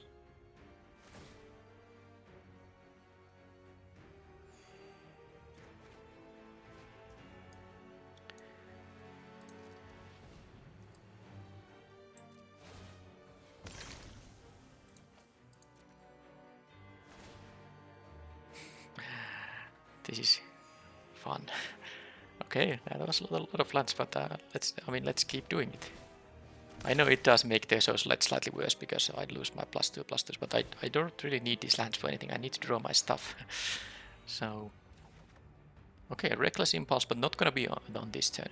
But the question is, am I attacking with every one of my guys? They will most likely have a Fierce Retribution. I get this socialite back if I lose the Butler, but I think I'm gonna lose one of my menace guys. I mean, whatever. Let's do it, shall we? Am I even wanting to actually?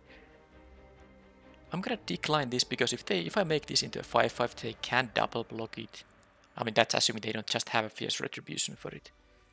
And I'm not even sure if I want to kill the Edgar. Killing the trainee might be the better. So I'm gonna decline this and see what they have. Post-combat I'll play the Epicure. And next turn I can dig deeper with the Reckless Impulse. There's one Fierce Retribution, not much I can do about that. Do they have more of those? Yes, they do. Well, that's gonna make this attack. Okay, Piercing Light is not quite that bad. I still have my 3/3. But they're gonna maybe eat the Gluttonous Quest here. I didn't actually see how they scried, but not that I really care about. Doesn't affect my choices. Still, you should always see. Okay, so they choose to lose the trainee, which is totally fine. Because I don't actually want this to start creating those 1/1 lifelinkers. I don't have an upgrade in the deck, because of course if you have artifact removal, it's easier to deal with that thing, but I don't have.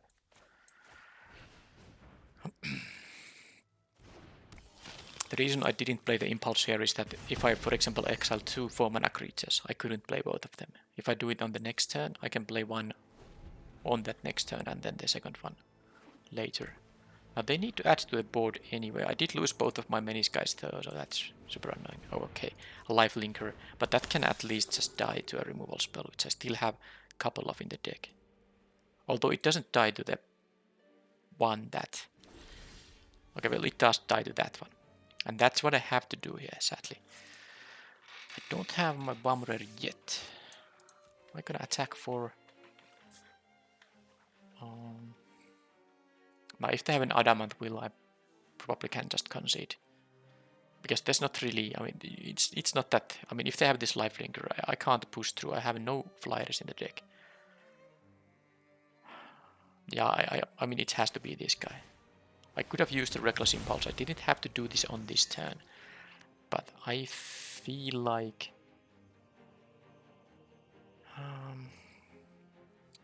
okay, I'm willing to lose the quest just to deal 3 damage here. It's not great. I mean, this is what the head guard does. I don't even want to kill it. Okay, more life gain. Well, this at least can be killed by both of my removal spells. No, I actually have one left because this is here. Oh, I only have the drain life thing. But, well, let's first impulse here, right? Okay, well, this ill-tempered loner can be somewhat okay. I don't like the fact that they do have the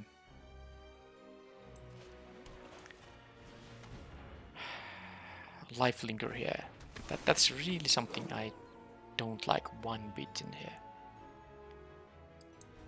I don't think I'm gonna discard the mountain though, because I want to use this ability perhaps.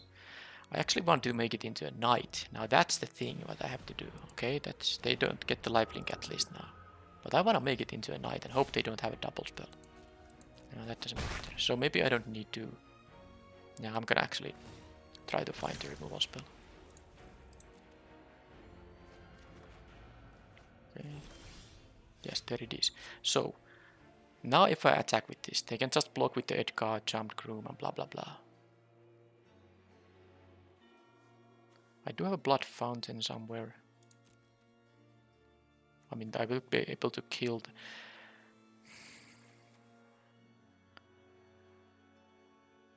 If I kill the Geist here, sadly they can start activating this thing.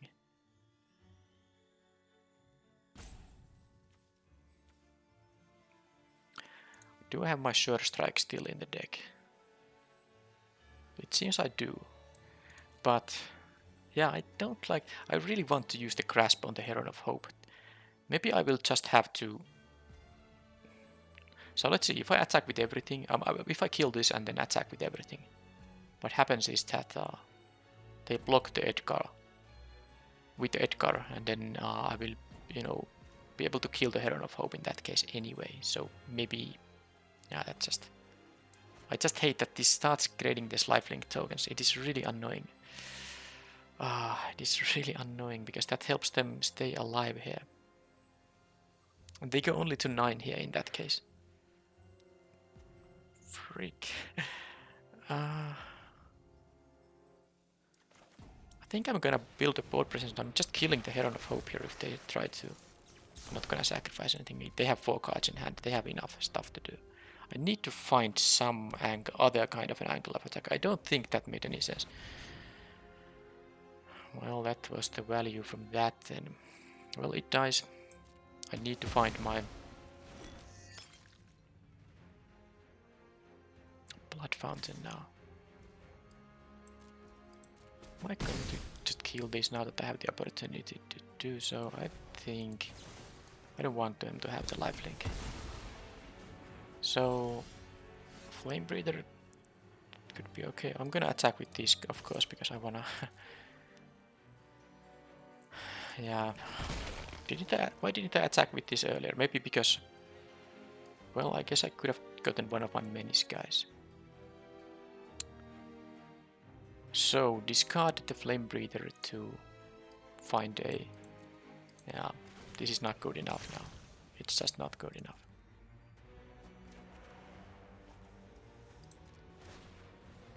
I need a blood fountain, I guess. I'm down to 10 cards in the deck. Alright, well, this is maybe good enough. I think a Surge Strike can somehow still help me. They can start adding board now. They actually can just win by me decking out here. They don't even need to attack with any flyer here. Yeah, talk about one card winning the game. But that is, of course, it's Crimson Vow. That happens. I just wish I had a Bleed Dry in this deck. Now that is a Surge Strike, so sadly they do have 11 damage, but I have to start attacking with everything. Or maybe I just attack with the Butler for now. I mean, they can eat a 2-2 and a 3. I only deal, yeah, it's gonna be the Butler only. I have to hope they don't have more creatures or removal there. And just get the Blood Fountain. They do seem to attack where... Okay, that is... I'm gonna make that into a 6-6. Okay, so now I'm facing 9 damage, going to 8. I guess I will just deal. My best chance is to just, you know, try to raise him. I'm not quite dying on the next turn if I leave a blocker on this thing. Okay, well, I had to have their stuff at some point.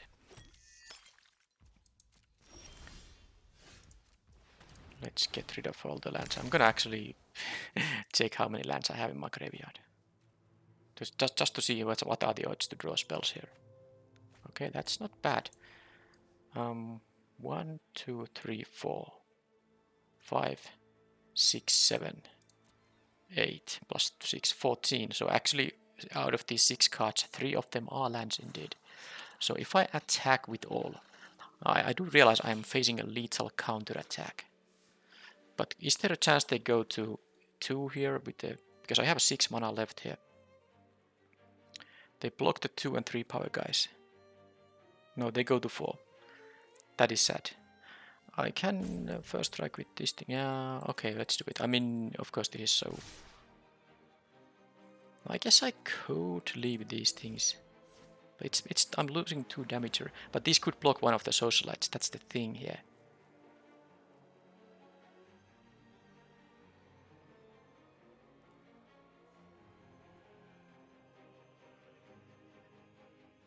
But I have the Scavenger here too. So let's do it like this. Okay, let's not attack with the Butler because I can use the Scavenger and the Butler to block a menace guy. Now that they do that, I'm happy they chose that way, because now I can use the Surge Strike so that this Belligerent Quest survives and they still take some damage here. Okay. I assume they have nothing, of course. They have 1 card in hand and 3 blood tokens. Well, I guess we'll see right now. Okay, Undying Malice at least lets my quest survive. So there is that, and they still take here some number of damage here. And I don't think I'm going to quite die.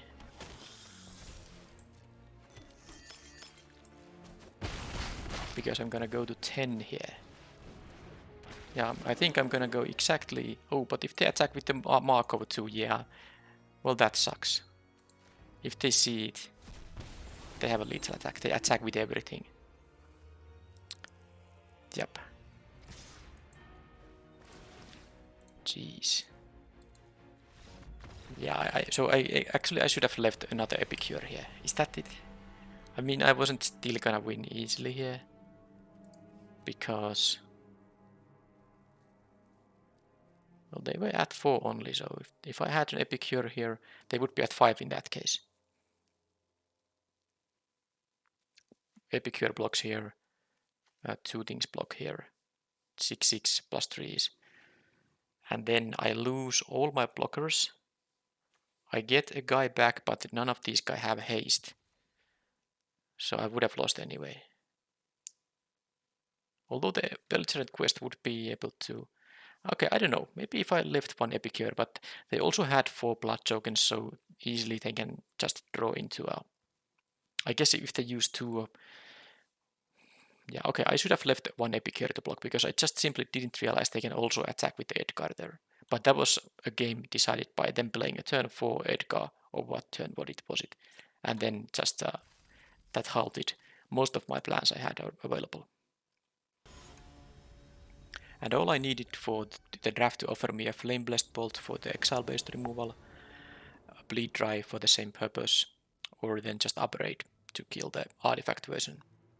Anyway, let's try to win this game then. I have a good start here. Need the swamp for this thing, but let's build 3 swamps here now. 1. Only 2 swamps. Well, I guess I still have, what, 5 left in the deck. Did I mill a creature? I did not, so Mind Lich Goal on the Butler is of course good, but I will trade with the quest here, I guess. Then I can have a creature in my graveyard to return with the Butler and get a little bit of value out of this hand hate. Although I could make a blood token first. Although they might not block. That would be miserable actually. Let's do this just in case, because I want this to be in my graveyard. Mind Lich Goal might be my only available play on the next turn, and that's correct. So if I didn't block, and if I now attack and they don't block, I get a blood token, yes. But I would be getting that even if they blocked, so that's a good reason for them not to block. And then what can I do? Play this without a creature in my graveyard. Well, anyway. Now I have this play available. They will exile one of the 5 cards. I don't think that's gonna matter too much. It's gonna most likely be a land unless they are really low on lands here. So that was Spore Crawler. Well, actually them exiling that is good news for me. Kinda bad also, because that means they have better cards than that in their hand, but I guess it is what it is. I have a blocker on the Rich Wolf at least. Well, that needs to be... Yeah, let's see if I can actually find a second black. Well, this is not so bad. And I don't think they're gonna start using these 4 mana for 2/2 tokens quite yet. But it of course might be their best play available. And now any land works, because the Crimson Reach. Oh. Well, now I need that any land, because maybe... I mean, I can survive this being a 4/7, but you know, if I can't kill this right now... Now I need to draw into a second swamp here. I mean, this is really... I have one other shot. I mean, this is like a... I guess I have one other shot here. If I draw... No, I don't have any more. This is it. This is it, guys. I lose 2 games back to back on rares. And I even had... I mean, my Undead Butler milled Swamp, Blood Fountain Swamp. I had this in my opening hand. So I had the swamps coming. I just happened to play the butler so that the first and the third card it milled were swamps. So if I played it, the butler on any other turn, one turn before, if it was possible, it wasn't because it would have been turn one, but let's say if it was one day before or one turn after, I would have drawn either the first or the third swamp. But now I hit exactly the kind of pocket where there was a swamp, non-swamp, swamp.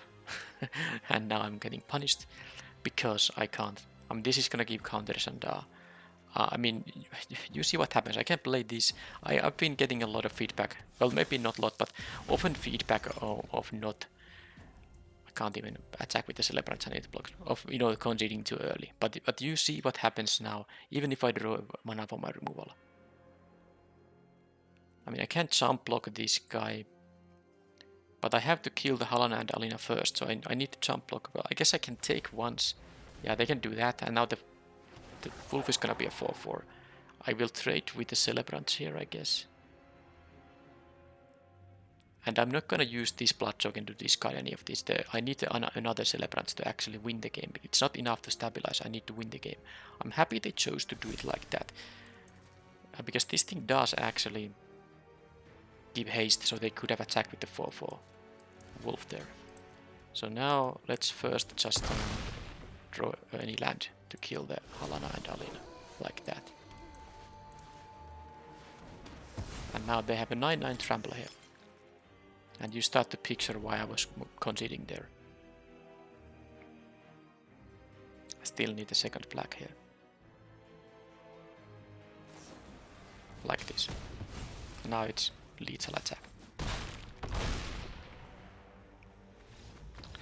Alright, well, that was a bit annoying end to the event, especially because well, the Edgar was like a more like of an impossible thing, but I did craft some kind of a game plan that could have I mean, I was somewhat close to maybe winning, but here it was just me not having the black mana.